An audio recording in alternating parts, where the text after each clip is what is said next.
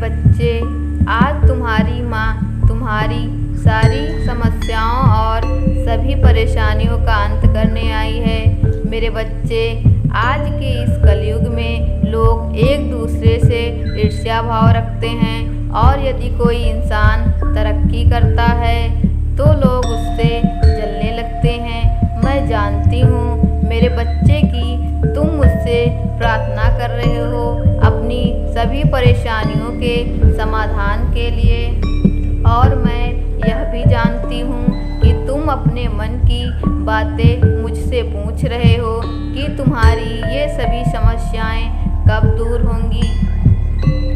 मेरे सभी भक्त किसी न किसी समस्या से परेशान हैं, कोई पैसे को लेकर तो कोई अपनी बीमारी को लेकर, कोई अपनी शादीशुदा जिंदगी को लेकर, कोई माता पिता को लेकर, कोई अपने मनचाहा प्यार को हासिल करने के लिए किसी न किसी समस्या से परेशान है। परंतु मेरे बच्चे, तुम मेरी बातों को ध्यान से सुनो। तुम्हारे मन में चाहे जितने भी सवाल क्यों ना उठ रहे हों, केवल एक चीज़ का ध्यान रखना कि अपने मन से सभी नकारात्मक बातों को निकाल दो। मेरे बच्चे, इन नकारात्मक विचारों को त्याग कर तुम सिर्फ मेरी आराधना में विलीन हो जाओ। पर मुझ पर पूरा विश्वास रखो, क्योंकि मैं ही देने वाली हूँ और मैं ही लेने वाली हूँ, मैं ही बनाने वाली हूँ और मैं ही बिगाड़ने वाली भी हूँ। मुझ में ही सब कुछ समाहित है और मुझसे ही सब कुछ का अंत है। क्या तुम्हें पता है मेरे बच्चे, ये जो समस्या तुम्हारी जिंदगी में है ये क्यों है? क्या तुमने कभी इस पर विचार किया है? यह समस्या तुम्हें बार बार क्यों मिल रही है? यह समस्या तुम्हारे जीवन में इसलिए है ताकि तुम खुद को मजबूत कर सको, खुद को परिस्थिति के हिसाब से ढालना सीखो। यदि तुम अपने जीवन में दुखों का अनुभव नहीं करोगे तो तुम्हारी जिंदगी में सुखों का कोई महत्व नहीं रह जाएगा। ये सुख दुख मेरे ही चक्र हैं। जिस प्रकार दिन के बाद रात आती है, उसी प्रकार दुख के बाद सुख और सुख के बाद दुख आता है।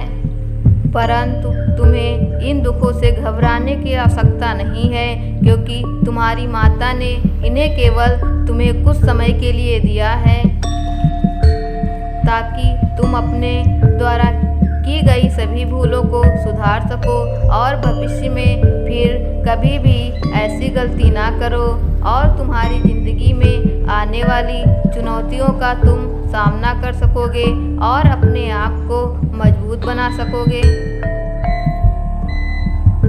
मेरे बच्चे, अगर मैं तुम्हारी ज़िंदगी में हमेशा खुशियाँ और फल दूंगी तो यह तुम्हारे अहंकार का कारण होगा, लेकिन इसका अर्थ ये नहीं है कि तुम्हारी माँ ने तुम्हें दुख और सुख में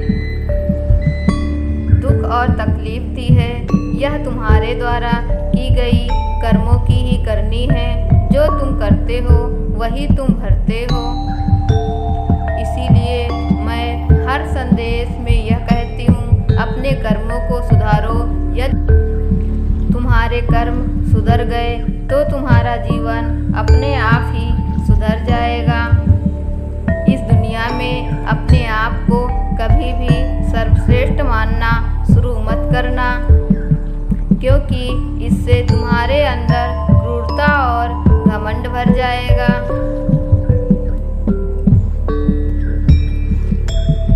तुम्हारे अंदर दया दीन की भावना खत्म हो जाएगी और तुम यह नहीं जान पाओगे कौन तुम्हारा अपना है और कौन पराया।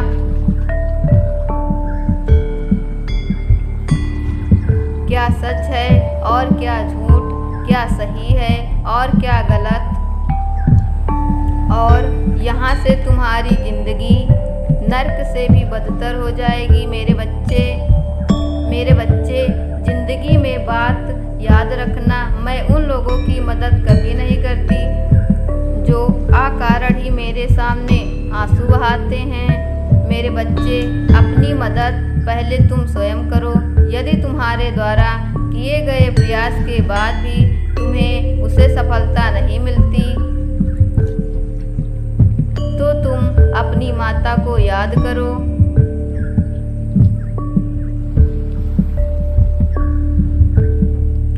तब तुम्हारी माता तुम्हारी सहायता करने आएगी। मैं जानती हूँ कि तुम्हारे भविष्य के लिए क्या सही है, क्या गलत, क्या तुम्हारे लिए उचित है, क्या अनुचित। मैं तुम्हें कभी इस तरीके का भविष्य नहीं दूंगी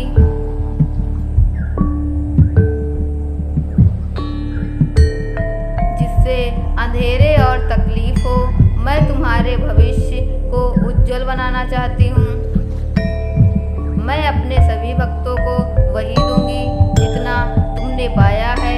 जो ईमानदारी तुम मेरे सामने दिखाओगे, उसी प्रकार तुम्हें उसका फल मिलेगा। अच्छे कर्म करोगे तो अच्छा फल दूंगी, बुरे कर्म करोगे तो बुरा फल मिलेगा, क्योंकि तुम्हारी माँ ने तुम्हारे लिए एक बेहतर भविष्य का निर्माण कर रही है। बस तुम्हें इस पर पूर्ण विश्वास होना चाहिए। तुम बस मेरी आराधना करना और मुझे हमेशा प्रेम करना और अपनी माँ पर हमेशा भरोसा रखना कि वह तुम्हें कभी भी गलत मार्ग पर नहीं चलने देगी।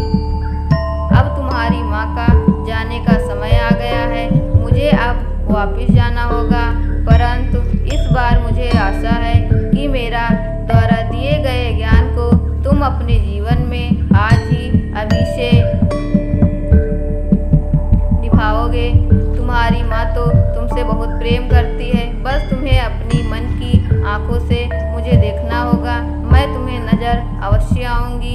मेरे बच्चे, बस अपना ध्यान रखना और अपने माता पिता से नाराज मत होना। तुम्हारी माँ तुम्हारे लिए कभी गलत नहीं सोचती। मेरा आशीर्वाद सदैव तुम्हारे साथ है। तुम्हारा कल्याण हो वत्स।